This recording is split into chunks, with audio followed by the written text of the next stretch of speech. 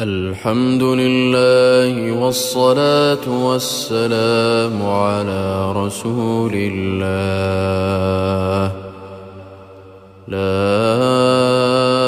إله إلا أنت سبحانك إنا كنا من الظالمين.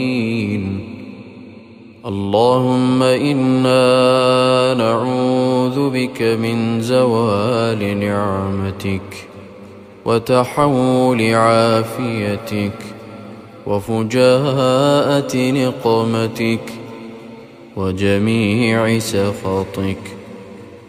اللهم إنا نبرأ من حولنا وقوتنا إلى حولك وقوتك فاحفظنا.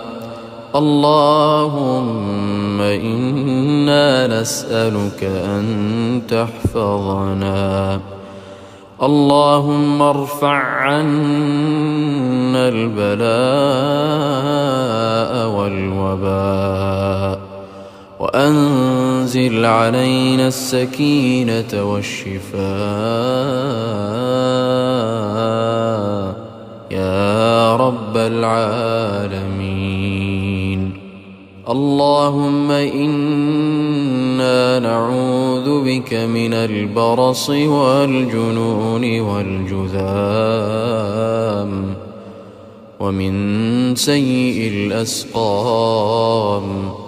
اللهم ارفع مقتك وغضبك عنا. اللهم إنا نستغيث بك فأغثنا. اللهم فأغثنا. اللهم احفظ بلادنا من الوباء والأمراض وجميع بلاد المسلمين. وصل اللهم على نبينا محمد وعلى آله وصحبه أجمعين.